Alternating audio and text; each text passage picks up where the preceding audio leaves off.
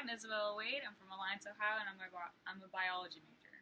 And I'm Megan Ray. I'm from Jackson, Maslin, Ohio, and I'm a biology major as well.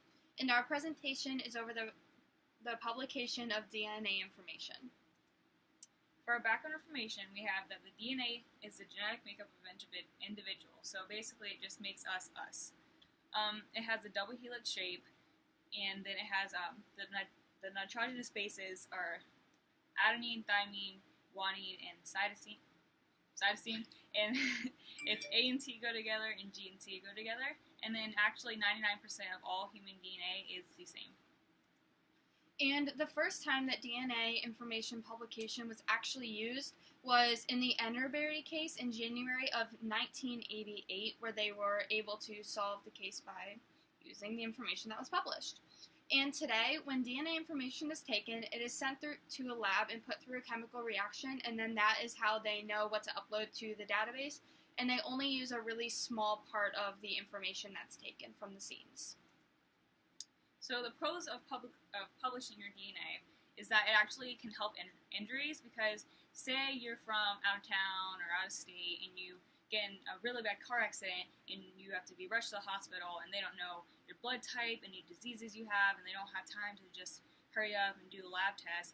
They can pull up your DNA information, check it all out, see what's good, and then go ahead and proceed with the procedure.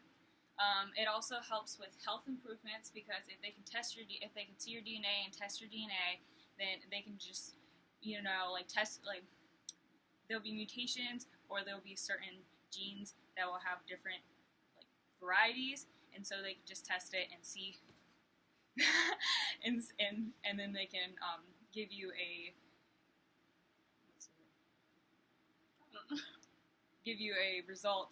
some results off your DNA. And then say you have a very rare medical case, they'd be able to compare it to past medical cases that are similar to yours and see if you have that same disease. For diseases, they can test your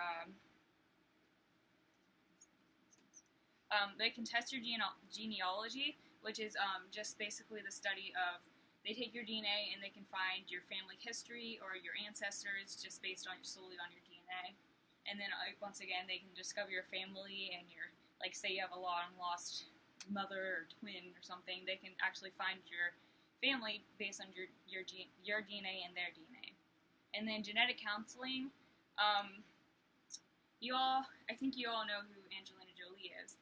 She actually went to a genetic counselor to get her certain genes tested, the BRCA1 and BRCA2 gene tested, and because she had the right genes that could be mutated, she was able to get a mastectomy before she actually got breast cancer, just to protect herself from it.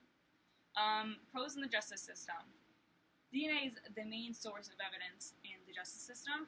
They can collect any sorts of DNA, from hair strand to blood to semen, anything. And they can test it and they can track you down, but only if your DNA is in the database. And a lot of people are concerned with identity theft if your DNA is all in the database, but actually they can't. It is very, very, very unlikely for somebody to take your identity and be able to actually go somewhere with it, because of how secretive they have it, and they actually only have certain parts of the DNA saved into the database. So unless they're able to connect everything and they're very intelligent in biology and genetics, it's very unlikely that your identity could be stolen. Also, in the justice system, say they have new evidence in a case. If it happens to do with evidence and they put it into the database and somebody's DNA comes up, they can actually reopen the case because they have new solid evidence to that person.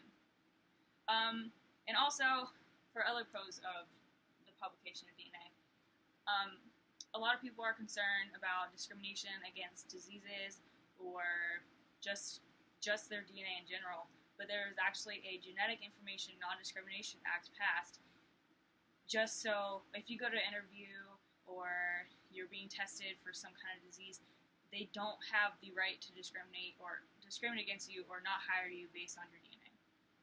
And then new drugs can be made for certain diseases in individuals.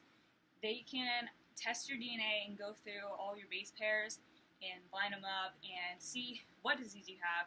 And then if there's something different about you, some kind of mutation or something, they can make you drugs based solely on that to help you and make sure it doesn't cause any problems anywhere else. Okay, so one of the biggest problems with DNA information being publicized is the threat of safety. I mean, first of all, it's like a violation of privacy. Many people feel as though it just like, as far as like ethical views go, other people should just not have your DNA information. And the other thing is familial searching, which is when they use DNA to try to track like a family member. And then the problem with this is that people that have power and access to this DNA database that may have something against like the president, for example, they could use their DNA to then find out who their family members are, which poses a threat of safety towards them. And the other con with the threat of safety is that DNA information is oftentimes collected without consent, which again kind of posts an ethical concern. And the other thing with this is that, so let's say they wanted to add everybody to the DNA database. When do they start taking that information? It doesn't seem ethical in any sense to take it from birth. So is it when they reach a certain age or just from birth and forget the ethical concerns of that? There's a lot that would have to go into this concept. Another con is that DNA is not foolproof. The source over time may have become degraded. You never know how long that source that's being used for evidence has been sitting at the crime scene. And the other thing is that it's more difficult to match DNA to the identity as the database increases.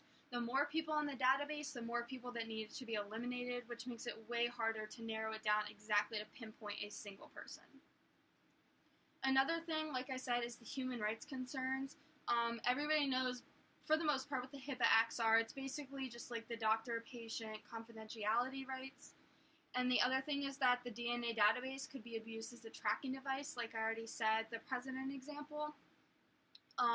The DNA records could result in mistreatment. For example, if you get pulled over and they have your DNA in the database for something else, they could mistreat you just because your DNA is in the database, even when you might not have done anything wrong. You just would have happened to be at a crime scene earlier in the day, even though you had absolutely nothing to do with what happened. Another thing is that DNA profiles contain private information about health and genetics. This ties back to the HIPAA Act. You don't know what's going to happen, for the most part, with your DNA information once it's taken. And then, again, when you're going to take that DNA information and add it to the database, it's very controversial. Another big part with that is that eliminating crimes is very theoretical because of 4 limitations: difficulties in collecting useful DNA evidence, relevance of DNA evidence in crimes, the cost, and the impact on the public trust. The public trust is a really big thing on this because if they know that you're taking your DNA information left and right, how is the public supposed to trust the government that they're using that DNA for, to solve crimes, for the good things that they should be using it for? How don't we know that it's not being used for something abusive? And then one of the major things as far as cons of DNA information being publicized is that it's so incredibly costly. So each time a new person is added to the database, it costs about $54 in the United States. And then for each person to stay in the database, it's another $1.54 annually, which doesn't seem like a lot, but it adds up pretty quick. And then, for just the database itself, it costs another $6.6 million each year. So then, when you take the 326 million people in the U.S., it would cost over $17 billion to have everyone in the U.S. database on an annual basis. Our government is already in enough debt. We have lots of other important things that we need to be doing. And even though DNA information theoretically is a good idea, it's just too unrealistic. We just can't afford it in any sense.